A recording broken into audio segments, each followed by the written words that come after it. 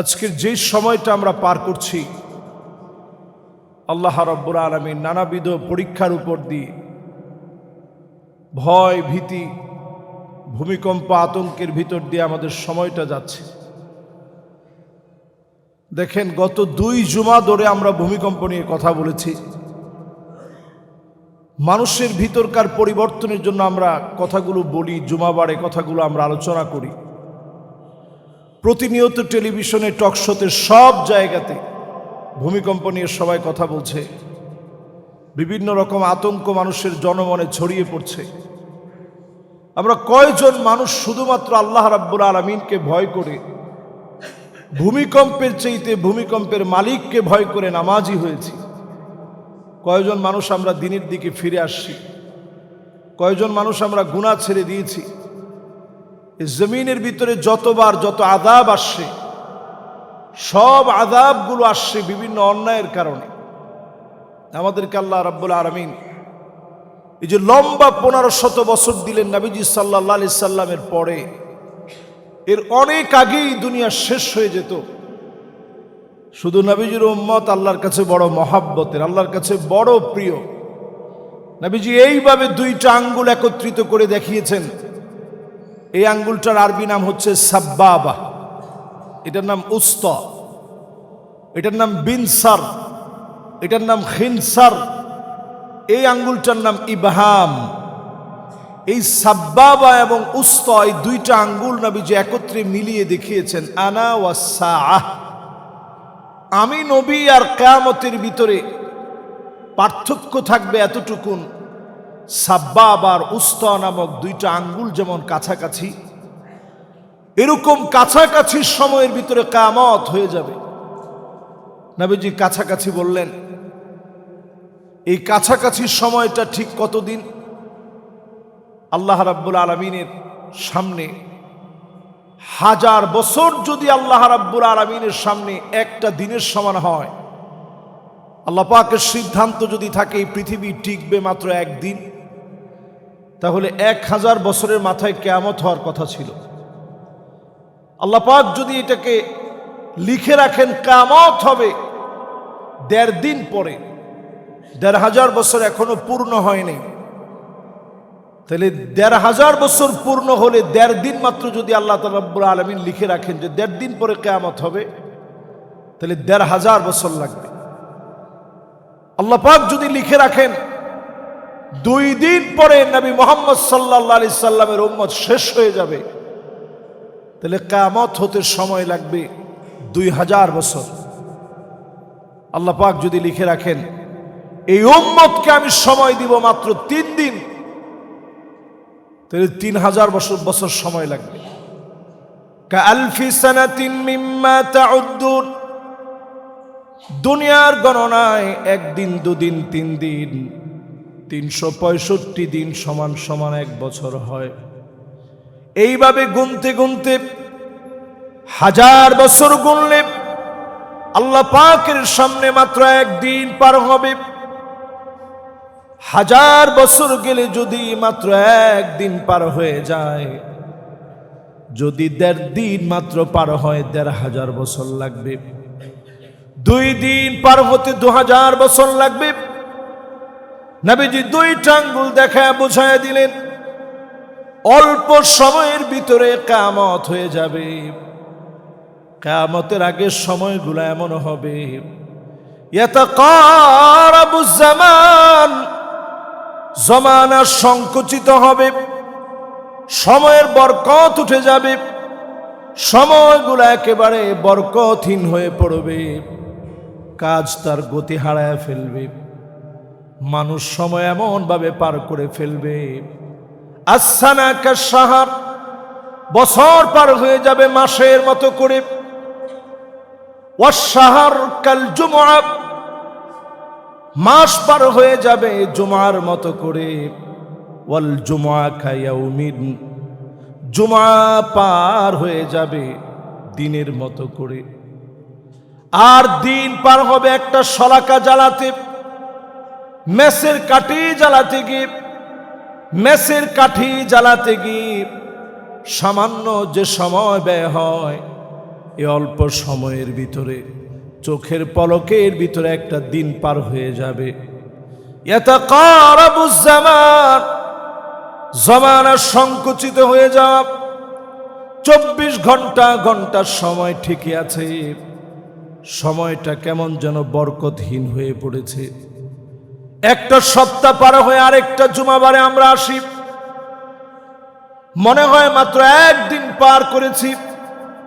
এই যে দিনের পর দিন চলে যায়, গুনাহের পাল্লার ভিতরে দিন চলে যাচ্ছে। এই গুনাহের কারণে মাঝে মাঝে যিনি আযাব দেন তিনি কে? আচ্ছা, এবার যদি আপনাদেরকে আমি প্রশ্ন করি, ইয়াতাকারাবুজ জামান, জমানা যে সংকুচিত হবে, সময় যে বরকতহীন হয়ে পড়বে, এখানে যারা আমাদের সম্মানিত বয়সের দিক থেকে প্রবীণ লোকেরা আছেন, আমরা তো নবীন মানুষ, আগেকার সময়টা একটু চিন্তা করেন। একটা দিন যেতে মানুষ কতটা সময় পার করার পরে দিন যেত। এখন আমাদের কর্মব্যস্ততা এমন হয়ে পড়েছে, মোবাইলের সাথে আমাদের এখন এতটাই বেশি সম্পৃক্ততা হয়েছে, অ্যাট্রাকশন এতটা বেশি মোবাইলের প্রতি, অ্যাডিক্টেড হয়ে গেছে আমরা মোবাইলের প্রতি এতটাই বেশি। 5 ঘন্টা 6 ঘন্টা, অনেকে মাগরিবের পরে মোবাইল হাতে নেয়, চার্জ শেষ হওয়ার আগ পর্যন্ত রাত 12টা বেজে গেছে, উনি মোবাইলে আছে। এই সময়গুলা বরকত শূন্য হয়ে যাচ্ছে।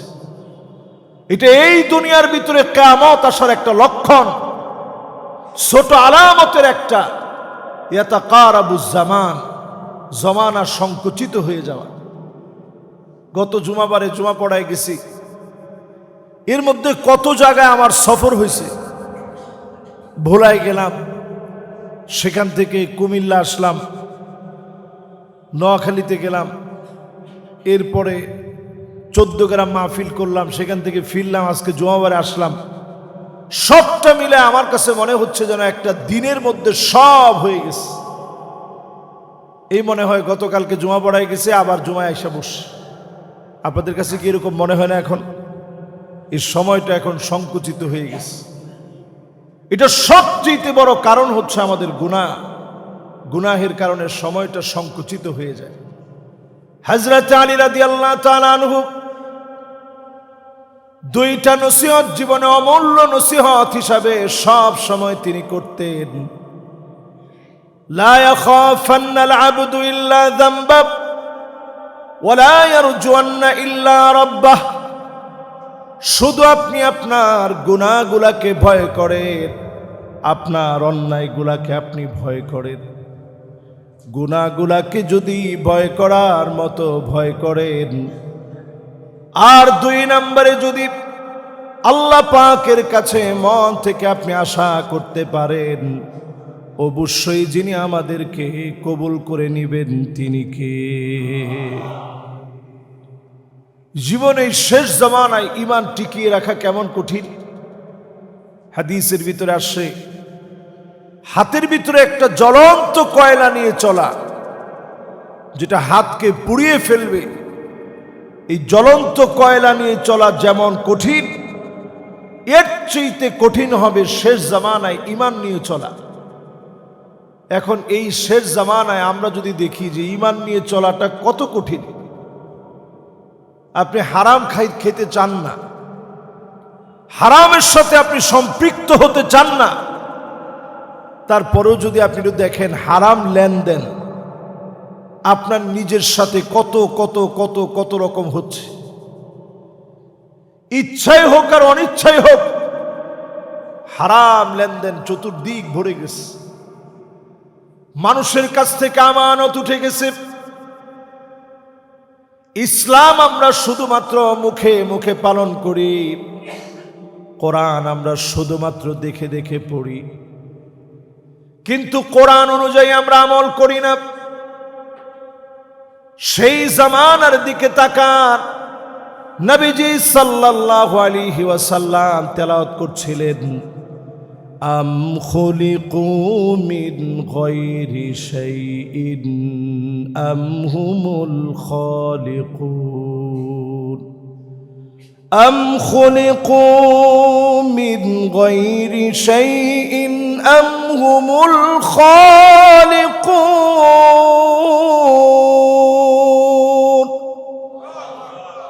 এই আয়াতটা নবীজি তেলাওয়াত করতেছিলেন, কয়েকবার রিপিট করলেন। এই যেমন আপনারা আল্লাহু আকবার বললেন। একজন সাহাবী, তখনও তিনি কালেমা পড়েন নাই, অন্ধ মানুষ, ওনার নাম ছিল জুবাইর বিন মুতঈম রাদিয়াল্লাহু তাআলা আনহু আরদাহু। উনি নবীজির পাশ দিয়ে যাচ্ছিলেন, নবীজির এই তেলাওয়াতটা দাঁড়ায় থেকে শুনলেন। আম খুলিকু মিন গায়রি শাইইন আম হুমুল খালিকুন।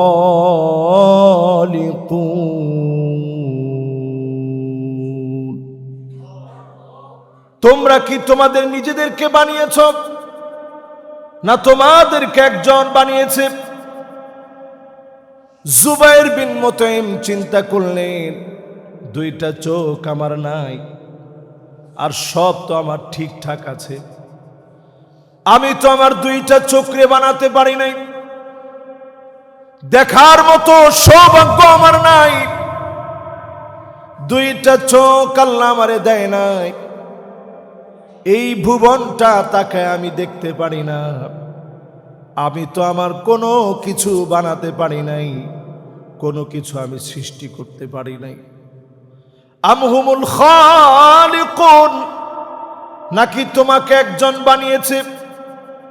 জুবাইর বিন মুতঈমের ভিতরে নাড়া পড়ে গেছে, অবশ্যই আমাকে তো একজন বানিয়েছে, আমি তো আমার নিজেরে বানাতে পারি নাই, তৈরি করতে পারি নাই, অবশ্যই আমাকে একজন বানিয়েছে। জুবাইর বিন মুতঈম বলেন, কাদা কলবি ইয়াতিরু লিল ইসলাম, আমার কাছে মনে হলো ইসলাম নামক বিশাল আকাশের সামনে আমি ছোট্ট একটা পাখি হয়ে গেলাম, চতুর্দিকে উড়ে বেড়াচ্ছি, কুল কিনারা পাচ্ছি না। নবীজির হাত ধরে বললেন, ওগো নবীজি, আর দেরি করতে চাই না, এখনই পড়ায় দেন লা ইলাহা ইল্লাল্লাহু মুহাম্মাদুর রাসূলুল্লাহ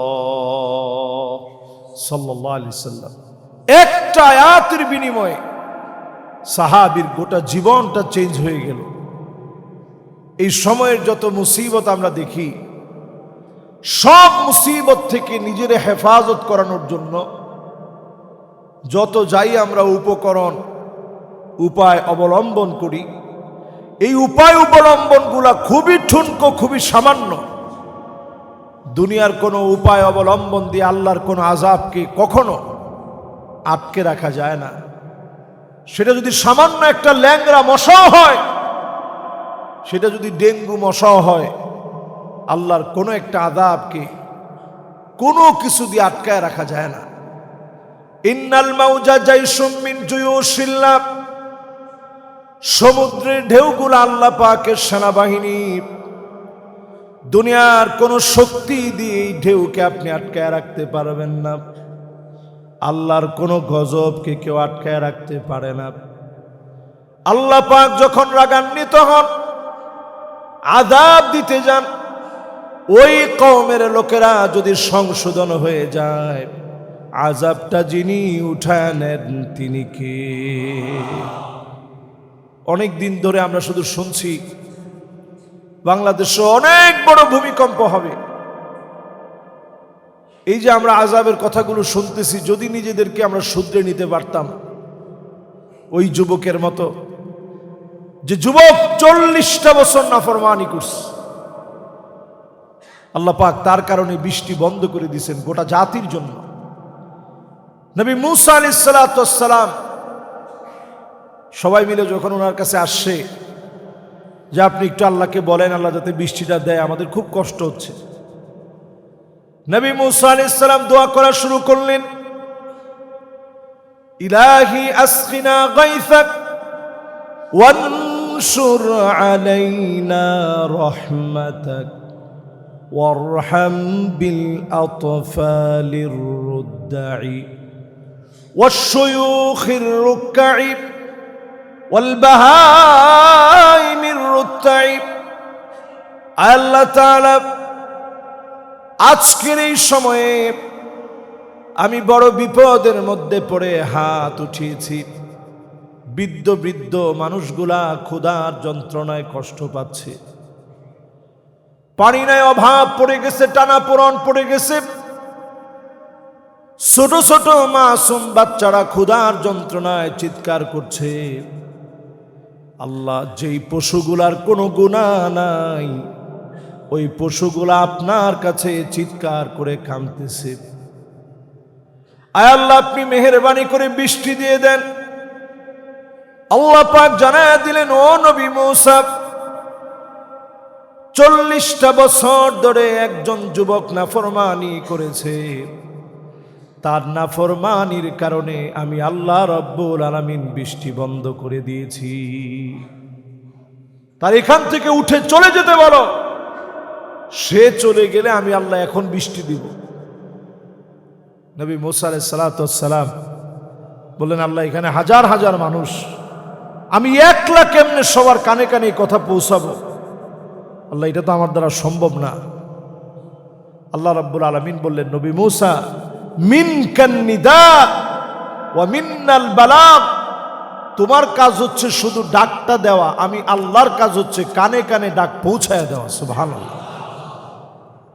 চিন্তা করেন, এইখানে যদি মাইক না থাকে কথা বলা সহজ না কঠিন?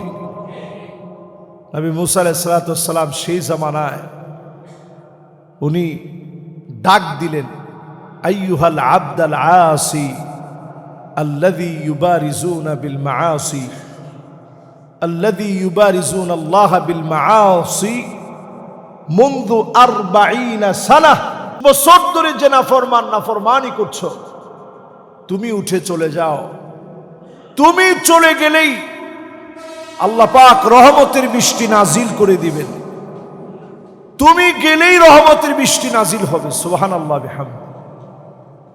নবী মূসা আলাইহিস সালাতু ওয়াস সালাম যখন এই কথা বললেন যে তুমি উঠে চলে যাও, তোমার কারণে বৃষ্টি বন্ধ হয়েছে, 40 বছর ধরে যে লোকটা নাফরমানি করছে তার মনের ভিতরে একটা টান লেগে গেছে।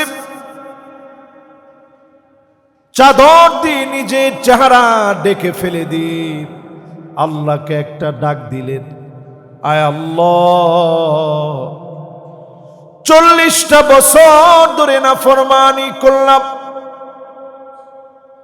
40টা বছর ধরে নাফরমানি করেছি। কথা বলা যাবে না। হযরত সাহেব, কথা বলা যাবে না। জুমার আলোচনার সময় কথা বলা হারাম, নিষিদ্ধ। जो बात दिल से निकलता ও বাত দিল পর আসর করতা, যেটা দিল থেকে বলা হয় ওটা দিলে গিয়ে আসর করে। এজন্য এই মিম্বারে বসে অন্তত একটা কথাও আমি দিলহীন কথা আপনাদেরকে শোনাইতে চাই না। এমন কথাগুলো বলতে চাই যেটা আমি আমার নিজের জন্য পরিবর্তনের জন্য যথেষ্ট মনে করি এবং আপনাদের পরিবর্তনের জন্য যথেষ্ট হয়, এমন দিল থেকে কথা বলা উচিত। এজন্য মেহেরবানি করে, মাশাআল্লাহ, আমার যারা মুসল্লিয়ানে কেরাম আছেন ওনারা তেমন কথা বলেন না। গেইটের সামনে মাঝে মাঝে কথা হয়, কথা হইলেই কনসালটেশন ব্রেক হয়। এই যে আমি কোরআন এবং হাদিসের এবারত বলতেছি, এগুলো যদি ভুল হয়, অসংখ্য মাদ্রাসার তালিবুল ইলম আছে। আপনারা তো মনে করবেন হুজুর অনেক বড় মওলানা, কিন্তু মাদ্রাসার তালিবুল ইলম তারা যদি সামান্য একটা ভুল পায় তারা এখানে হাসবে, চিন্তা করবে যে হায় হায় হুজুর এই ভুলটাই সংক্ষিপ্ত ছোট ভুল, এই ভুলটা হুজুরের কেমনে হইল। আরবি ভাষা একটা কঠিন ভাষা, এজন্য যখনই আরবি রেফারেন্স সহ বলতে হয় অত্যন্ত মনোযোগ নিয়ে, আল্লাহ সাহায্য নিয়ে বলতে হয়। এজন্য আপনারা মনে কষ্ট নিয়েন না, মনোযোগ সহকারে আমরা শুনবো, পারবো না ইনশাআল্লাহ ভাই? ইনশাআল্লাহ।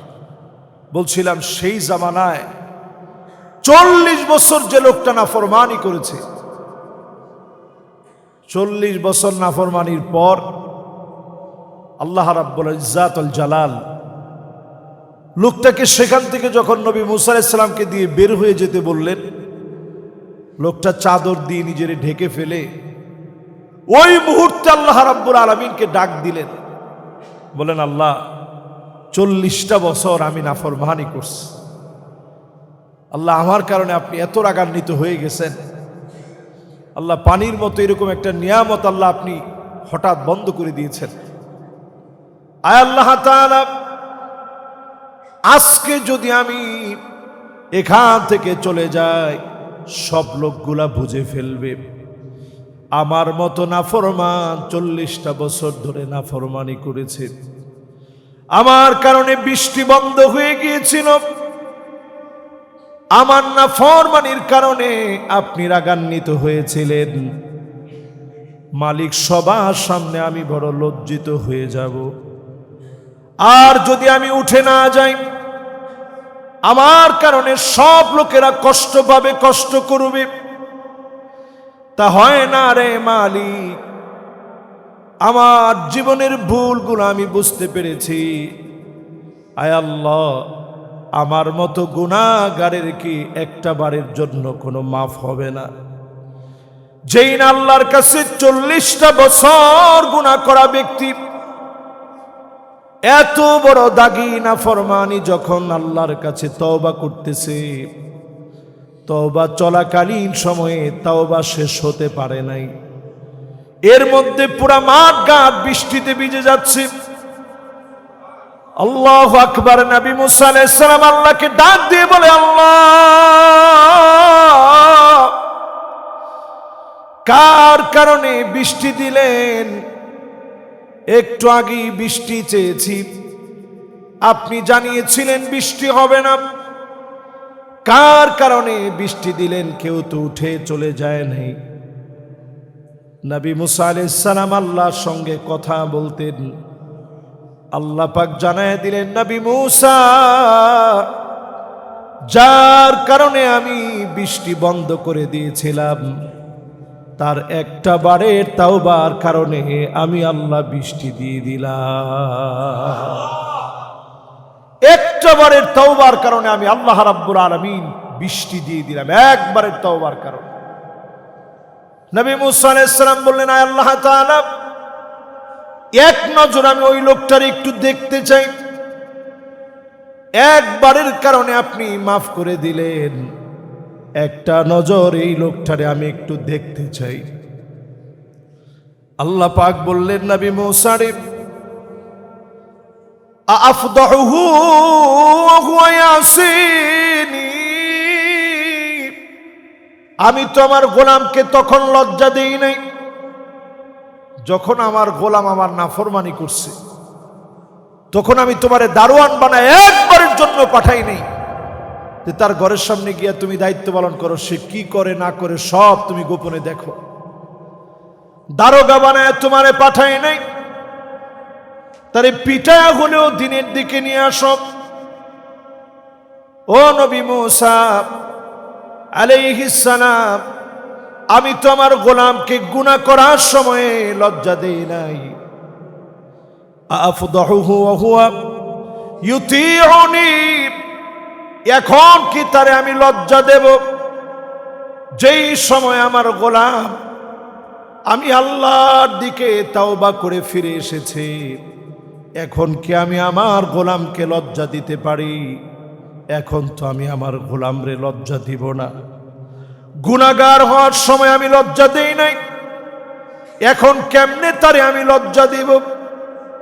যতজন আমরা গুনাহ করে ফেলেছি, গুনাহের বয়স যত হোক না কেন, আল্লাহর কাছে যদি মন থেকে তাওবা করেন, যত বছরের গুনাহ হোক না কেন, যিনি মাফ করে দিবেন তিনি কে? শুধুমাত্র গণ তাওবাই হতে পারে এই জাতির মুক্তির একমাত্র উপায়।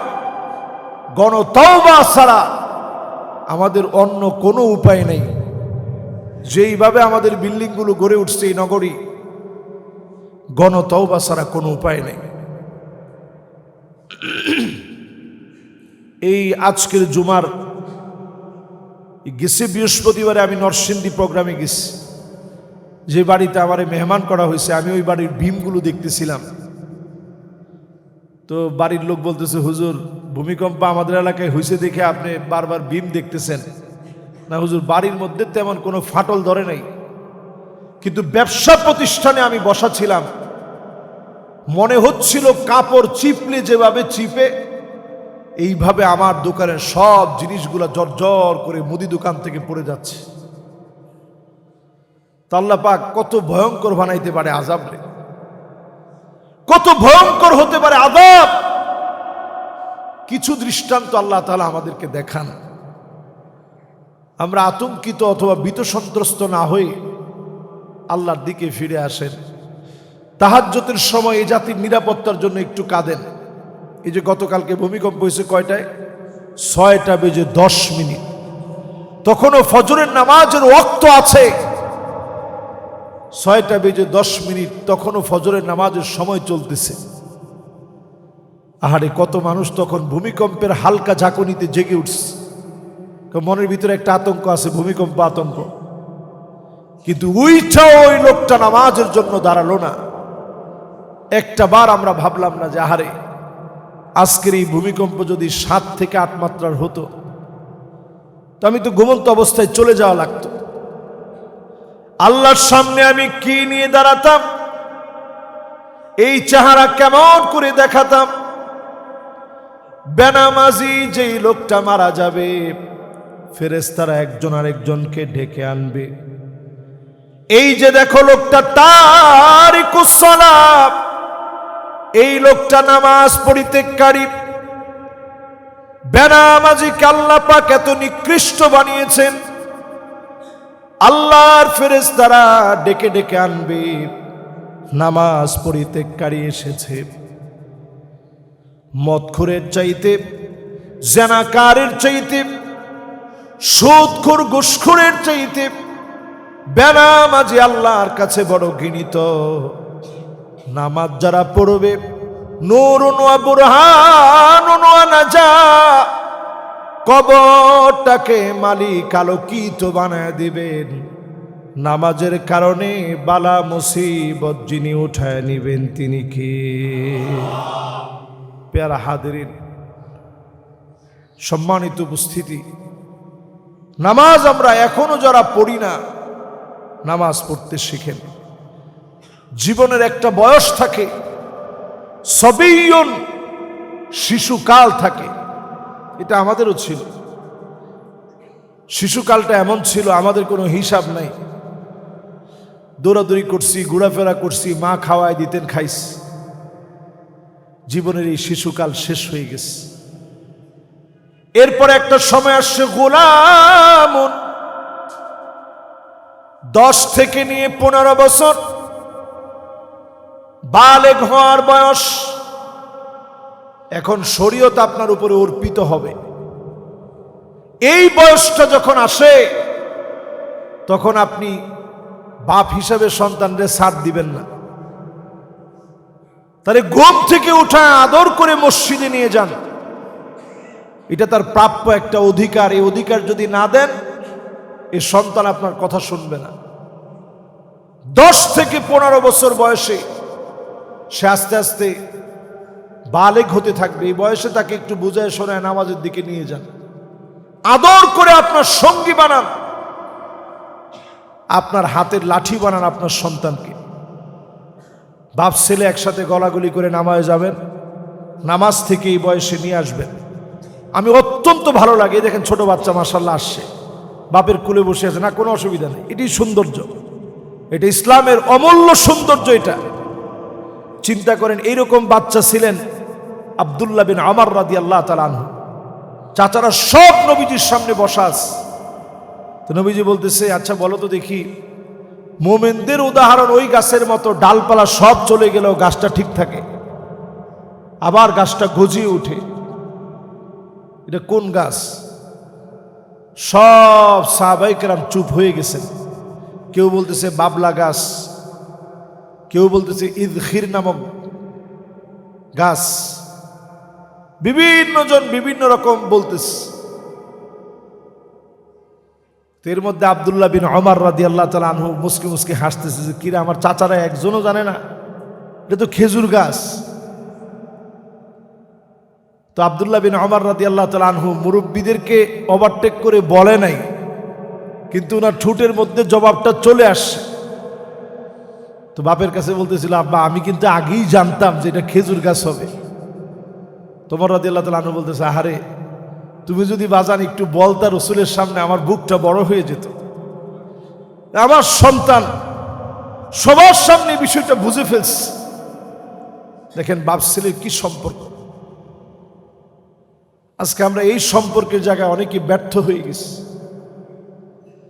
10 থেকে নিয়ে 15 বছর এটা যেমন আদর করবেন, সামান্য সামান্য লঘু শাসনও করবেন। এখনকার জেনারেশন আলফা চলতেছে, ওনাদেরকে শাসন করা যায় না একেবারেই। এরপরেও বুঝায় শোনায় শাসন করবেন। এরপরে একটা বয়স আসবে শাবাব, পূর্ণ যৌবনা, 15 বছর থেকে নিয়ে লম্বা 40 বছর পর্যন্ত শরীয়ত এটাকে বলেছে শাবাব, যৌবনের বয়স। এই বয়সে আপনি খুব বেশি আর মানাইতে পারবেন না, ওই মানাইতে হবে 10 থেকে 15-র ভিতরে। 15 থেকে 40 ও হাতে পায়ে লম্বায় আপনার চাইতে বড় হয়ে যাবে। আপনি তখন চাইলে আর তেমন মানাইতে পারবেন না। এই জন্য মানাইতে হবে 10 থেকে 15-র ভিতরে। এরপরে আমাদের জীবনে নেমে আসবে একটা বয়স, মুদ্দাতুল কুহুল, চোখের নিচে কালি পড়ে যাওয়ার বয়স। সুরমা না দিলেও দেখবেন চোখের নিচে কালি পড়ে গেছে। ওই যে একটু ঘুম কম হয়েছে, চোখটা ফোলা থাকবে, ঘুম কম হয়েছে, শরীরটা খারাপ লাগতেছে, পাটা ব্যথা করতেছে, হাতটা ব্যথা করতেছে, ঠান্ডা লেগে যায় তাড়াতাড়ি। এটাকে বলে মুদ্দাতুল কুহুল, চেহারার ভিতরে ছাপ পড়ে যাওয়ার বয়স। এরপরে জীবনের একটা বয়স আসবে, এই বয়সটার নাম শাইখুন। 60-এর উপরে যতদিন আপনার আল্লাহ হায়াত দিবে, এই বয়সটার নাম হচ্ছে বৃদ্ধকাল। এই বৃদ্ধকালটা এমন, মনে চায় সারাদিন নামাজ পড়ি, কিন্তু আপনি পারবেন না। দেখবেন শরীরটা দুর্বল লাগে, হাঁটুটা বাস করতে কষ্ট হয়, স্পাইনাল কর্ডে ব্যথা হয়। এরপরে দেখবেন বিভিন্ন রকমের রোগ দেখা দিয়েছে যেগুলো আগে চিন্তাও করেননি।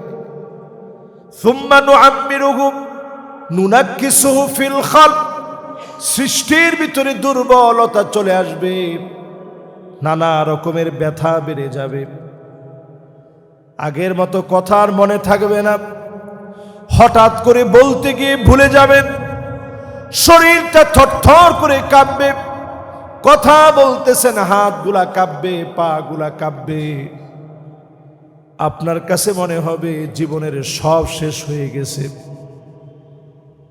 এই যে সময়টাতে মানুষ চলে আসে, এটা একটা আফসোসের সময়। তখন মানুষ শুধু আফসোস করে, আহারে জীবনে এই কাজগুলা কেন করলাম, কেন জীবনে এই কাজগুলা করলাম না। প্রতিনিয়ত মানুষ শুধু আফসোস করে। এই সময়টা আসার আগে সময়গুলাকে কাজে লাগান, আল্লাহর দিকে চলে আসেন। আল্লাহ কা কসম, এই জাতির উপরে যত বিপদ আপদ আমরা দেখতেছি, সব বিপদ আপদ যিনি উঠায় নিবেন তিনি কে? আমরা সাক্ষী, করোনাকালীন সময় এর চাইতে ভয়াবহ আতঙ্ক ছড়ায় পড়েছিল। পুরা মগবাজার মধুবাগ লকডাউন ছিল, ঠিক নেই? হাইরে লকডাউন। আমাদের এই মসজিদে নাকি ফাঁকে ফুঁকে নামাজ হয়েছে, মানুষের বিভিন্নভাবে ঢুকায় নামাজ হয়েছে। জুমার দিন কয়জন হয়েছে এটা আবার আমি জানি না, তখন তো আমি এখানে ছিলাম না। আমি মুগদায় ছিলাম, মাত্র 10 জন এলাও হয়েছে।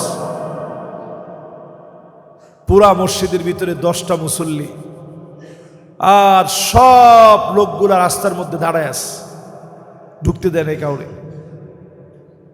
10টা লোক নিয়ে যখন নামাজটা পড়লাম, আমার কাছে মনে হয়েছে যে আল্লাহ, এই তো কিয়ামতের ময়দান, এই তো কিয়ামতের ময়দান, আর কি বাকি আছে? পুরা সব মানুষ রাস্তায় দাঁড়ায় আছে। আমি যখন আসতেছি, সবাই চাইতেছি একটু মুসাফা করে দোয়া চাবে, কিন্তু সবাই বলতেছিল হুজুর দোয়া করেন, মনে হয় কিয়ামত এসে গেছে। তারাবির নামাজ পড়তে গেছি আমাদের নিজেদের মসজিদে মধুবাগে। আমার গেট থেকে বলা হইলো কোনোভাবেই ঢুকতে দেওয়া নিষেধ, ঢোকা যাবে না। বাসার ছাদে গিয়ে আমি যখন নামাজ পড়তেছি, কয়েকজনের নিয়ে আমি জামাত করে নামাজ পড়তেছি, আমি দেখলাম শুধু আমাদের ছাদ নয়, আশেপাশের সব ছাদগুলার ভিতরে আল্লাহর গোলামেরা চিৎকার করে নামাজ পড়তেছে। এই জাতির কাছ থেকে এমনি করোনা উঠে যায় নাই। সৌদি আরবের হজ পর্যন্ত একটা সীমায় আবদ্ধ করা হয়েছে, অল্প কিছু মানুষ দিয়ে হজের কার্যক্রম সম্পন্ন করছে। সব মসজিদ বন্ধ, মসজিদ নববী, বাইতুল্লাহ সব বন্ধ, কিন্তু আমার দেশের মানুষগুলা এক একটা ঘরকে মসজিদ বানায় নিছে। যার যার মতো নামাজ পড়ছে, আল্লাহরে বলছে আল্লাহ জীবনে অনেক গুনাহ করছি, এবারের মতো মাফ করে দেন। চোখের সামনে শক্তিশালী যুবকেরা মুরব্বীদের আগে চলে গেছে। একই পরিবার থেকে দুই ভাই চলে গেছে। সেই সময় মানুষ নামাজের দিকে ফিরে আসে। এই যে আমাদের দিলু ব্যাপারীর পরিবার থেকে সেই সময়ে আমাদের যিনি বর্তমান মোতাল্লি সাহেব আছেন, ওনার ভাতিজা না, ওনার ভাতিজা চলে গেছে। বাস্তি ভাতিজা দুইজন চলে গেছে। এক পরিবারের, এক ফ্যামিলির দুইজন চলে গেছে। এরকম একজন দুইজন না, আল্লাহ তাআলা একটা ধাক্কা দিয়েছেন। সেই সময়ে গোটা জাতির কাছে অবস্থা এমন হয়েছিল যে মানুষ মরে পড়ে থাকবে, ধরার মতো কেউ থাকবে না। এই পরিস্থিতি বাংলাদেশে হয় না, আল্লাহ উঠায় নিয়েছে। আল্লাহু আকবার। এই জন্য আজকেও যদি আমরা সে আল্লাহর দিকে আহ্বান করি, আল্লাহকে ডাকি, আল্লাহর দিকে যদি ফিরে আসি, অবশ্যই মালিক বিপদ আপদ উঠায় নিবেন। আল্লাহ যেন আমাদেরকে গুনাহমুক্ত জীবন যাপনের তৌফিক দান করেন, পড়েন আমিন।